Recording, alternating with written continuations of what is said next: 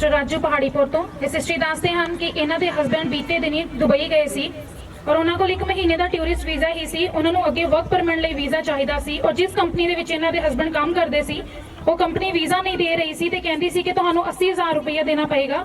और 15 दिन पहला परमेश्वर दास जी इन्हों के घर दे गए तो प्रार्थना करके आए तो पिछले संडे सिस्टर जी ने विश्वास के नाल डिक्लेयर किया कि मैं अज इत्थे गुड न्यूज़ लैके जाना है।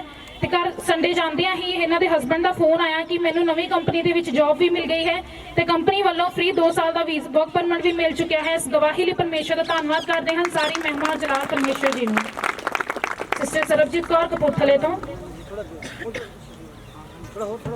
सिस्टर सरबजीत कौर कपूरथले तो ये सिस्टर दसते हैं कि 10 मार्च को इन्हों के बेटे सुखप्रीत का बर्थडे सी और परमेश्वर जी की दया के नाल इन्हों का बेटा 6 साल का हो चुका है और उन्होंने इन्होंने घर के बेटे के बर्थडे की मीटिंग करवाई सी ते मीटिंग बहुत वधिया हुई है। इस गवाही लिए परमेश्वर का धन्यवाद करते हैं। सारी महिमा जलाल परमेश्वर जी ने।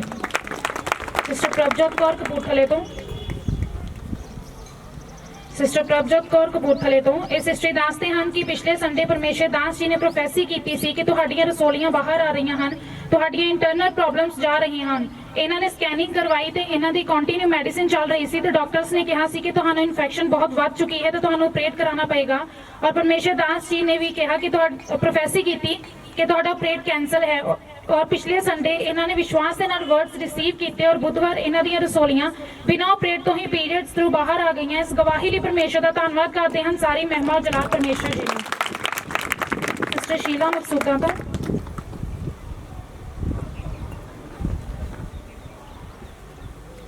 सिस्टर शीला मकसूदा तो ये सिस्टर दसते हैं कि इन्हों की बेटी के 1 महीने तो बैक पेन होंदी सी और मेडिसिन नाल भी फर्क नहीं पिया और इन्होंने परमेश्वर दास जी को प्रार्थना करवाई तो प्रभु जी ने इन्हों की बेटी को छू के शिफा दी है। इस गवाही लिए परमेश्वर का धन्यवाद करते हैं। और इन्हों की दूसरी गवाही यह है कि इन्हों दी दोनों अखां काफ़ी फड़कदियां होंदियां सी और इन्होंने पिछले संडे परमेश्वर दास जी को प्रार्थना करवाई। हुणे सिस्टर जी उस प्रॉब्लम तो बिल्कुल आज़ाद हैं। इस गवाही लिए परमेश्वर का धन्यवाद करते हैं। सारी महिमा और जलाल परमेश्वर जी को। सिस्टर सुनीता आनंदनगर तो सिस्टर सुनीता आनंदनगर तो ये सिस्टर दसते हैं कि परमेश्वर जी ने इन्हों के परिवार को पूरा हफ्ता संभाल के रखा है। ये सिस्टर दसते हैं कि इन्हों के हसबैंड का ऑटो खराब हो गया सी और परमेश्वर जी ने इन्हों के लिए पैसों की जरूरत को पूरा किया और इन्होंने उस ऑटो को रिपेयर करवाया। और ये सिस्टर दसते हैं कि इन्हों के बेटे को काफ़ी फीवर सी और इन्होंने वीरवार की मीटिंग अटेंड की और परमेश्वर दास जी को प्रार्थना करवाई तो शाम को भी परमेश्वर दास और दासी जी को प्रार्थना करवाई और परमेश्वर जी ने इन्हों के बेटे को छू के शिफा दी है। हुण इन्हों का बेटा बिल्कुल ठीक है। इस गवाही लिए परमेश्वर का धन्यवाद करते हैं। सारी महिमा और जलाल परमेश्वर जी को। सिस्टर मनप्रीत कौर सुदर्शन पार्क जलंधर तो सिस्टर मनप्रीत कौर सुदर्शन पार्क जलंधर तो ये सिस्टर दसते हैं कि इन्हों का पिछले 3 महीने तो बीपी काफ़ी हाई रहिंदा सी और इन्हों की पल्स 117 तक भी चली जाती सी। ऊपर वाला बीपी 180 तक चला जाता सी ते नीचे वाला 107 तक जाता सी। और सिस्टर जी ने कंटिन्यू घर के 1 महीने के एक दिन मीटिंग करवानी शुरू कर दी तो लाइव मीटिंग के दौरान परमेश्वर दास जी ने सिस्टर जी के लिए हीलिंग प्रेयर की और उस दौरान परमेश्वर जी ने इन्होंने शिफा दी और उस प्रॉब्लम तो आज़ाद किया है। इस गवाही लिए परमेश्वर का धन्यवाद करते हैं। सारी महिमा और जलाल परमेश्वर जी को। ब्रदर राकेश कपूरथले तो सिस्टर रजनी कपूरथले तो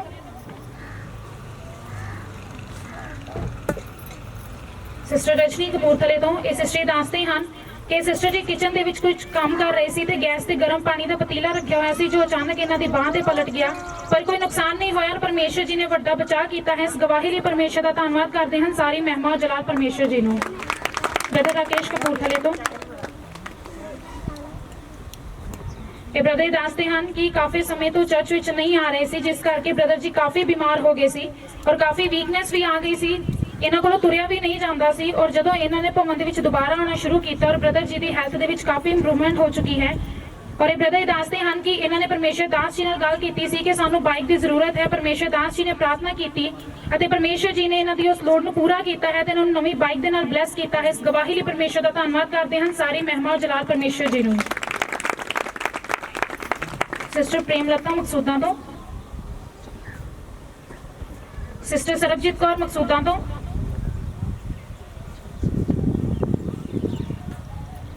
सिस्टर सरबजीत कौर मकसूदा तो ये सिस्टर दसते हैं कि रात इन्हों की बेटी को कफ और कोल्ड हो गया सी और इन्होंने रात परमेश्वर दास जी को प्रार्थना करवाई तो परमेश्वर जी ने इन्हों की बेटी को छू के शिफा दी है। इस गवाही लिए परमेश्वर का धन्यवाद करते हैं। और ये सिस्टर जी सिस्टर प्रेमलता जी की टैस्टमनी दे रहे हैं कि सिस्टर जी की वड्डी बेटी प्रियदर्शनी ਲਈ ਇਹਨਾਂ ਨੇ ਪਰਮੇਸ਼ਰ ਦਾਸ ਜੀ ਕੋਲੋਂ ਲਗਾਤਾਰ ਪ੍ਰਾਰਥਨਾ ਕਰਵਾਈ ਸੀ और ਉਹਨਾਂ ਦੀ ਵੱਡੀ ਬੇਟੀ MBBS ਕਲੀਅਰ ਕਰਕੇ ਪਰਮੇਸ਼ਰ ਦੀ ਗ੍ਰੇਸ ਦੇ ਦੁਆਰਾ ਡਾਕਟਰ ਬਣ ਚੁੱਕੀ ਹੈ और ਉਹਨਾਂ ਦੀ ਛੋਟੀ ਬੇਟੀ ਪ੍ਰਿਯੰਕਾ ਦੀ MBBS ਉਹ ਵੀ ਕਰ ਰਹੀ ਹੈ ਤੇ ਉਸ ਦਾ ਫਸਟ ਈਅਰ ਕੰਪਲੀਟ ਹੋ ਚੁੱਕਿਆ ਹੈ। ਇਸ ਗਵਾਹੀ ਲਈ ਪਰਮੇਸ਼ਰ ਦਾ ਧੰਨਵਾਦ ਕਰਦੇ ਹਨ। ਸਾਰੀ ਮਹਿਮਾ ਔਰ ਜਲਾਲ ਪਰਮੇਸ਼ਰ ਜੀ ਨੂੰ। ਸਿਸਟਰ ਇਲਿਜ਼ਬeth ਗੜੇ ਤੋਂ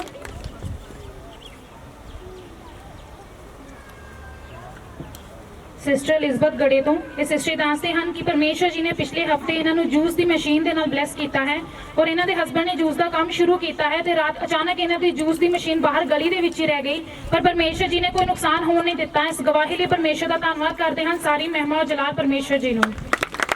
सिस्टर सीमा मकसूदा को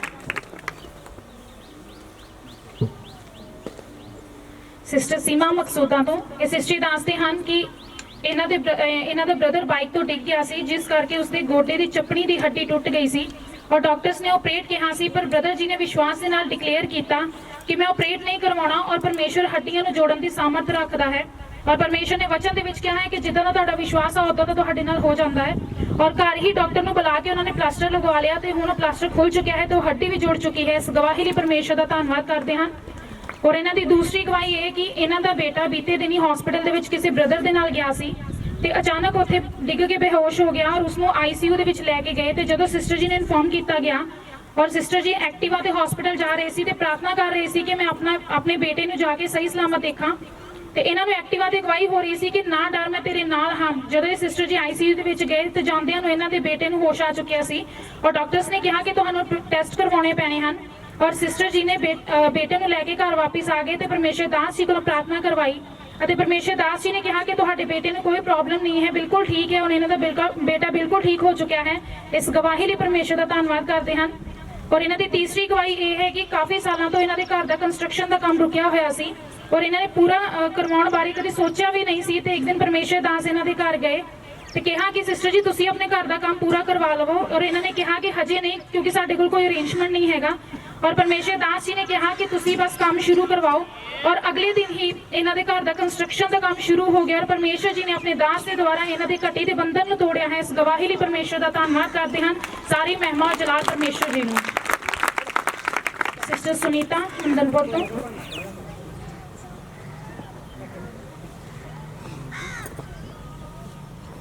सिस्टर सुनीता नंदनपुर तो ये सिस्टर दसते हैं कि परमेश्वर जी ने इन्हां दे परिवार नूं पूरा हफ्ता संभाल के रखा है।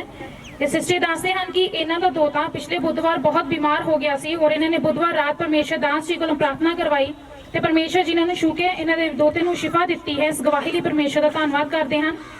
और इन्हां दी दूसरी गवाही इन्हां दी बेटी नीलम दी है कि इन्हां दी बेटी नीलम बीते दिन काफ़ी बीमार हो गई सी और सिस्टर जी नूं समझ नहीं आ रही सी कि उसनूं होया की है। इन्हां नूं लगदा सी कि शायद उसनूं कोई पत्थरी दी प्रॉब्लम है पर उसनूं पीरियड्स खुल के नहीं आ रहे सी जिस करके उसनूं घर दे विच ही लेबर पेन्स लग गईयां और इन्हां नूं कुछ भी समझ नहीं आ रहा सी और इन्हां ने परमेश्वर दास जी नूं फोन किया ते दस्सिया कि उन्हां दी बेटी दी कंडीशन की है ते प्रार्थना कराउण तो बाद परमेश्वर दास जी ने कहा कि तुसीं टेंशन ना लवो प्रॉब्लम जा चुकी है और प्रार्थना तो बाद पीरियड्स थ्रू मांस का टुकड़ा बाहर आ गया पर उसकी ना पेन्स रुक रही सी ना ही उसकी ब्लीडिंग रुक रही सी। और इन्होंने फिर परमेश्वर दास जी नाल गल की और दास जी ने कहा कि प्रॉब्लम तो जा चुकी है पर तुसीं इहनूं डॉक्टर दे कोल लै जाओ।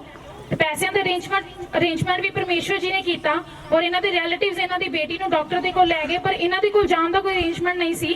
परमेश्वर वालों एक डिवाइन हैल्पर ब्रदर वरियाणे वालों बाइक ते आ रहा सी इन्हां ने उसनूं अपनी कंडीशन दसी और वो ब्रदर इन्हां नूं हॉस्पिटल तक छड्ड के गया और डॉक्टर्स ने उसके टेस्ट किए पर डॉक्टर्स ने कहा कि तुहानूं पीरियड्स खुल के ना आने करके तुहानूं 2 मंथ की प्रेगनेंसी सी। और इन्होंने फिर परमेश्वर दास जी को प्रार्थना करवाई और दास जी ने कहा कि उसकी रिपोर्ट्स भी नॉर्मल होणगियां तो 3 घंटे अंदर तुसीं घर चले जाओगे और 1.5 घंटे के अंदर ही परमेश्वर जी ने उस बेटी को चंगा किया तो नवी जिंदगी दी है। इस गवाही लिए परमेश्वर का धन्यवाद करते हैं। सारी महिमा जलाल परमेश्वर जी को। आइए ना गवाहियां लिए ताड़ियां मार के परमेश्वर की महिमा करेंगे।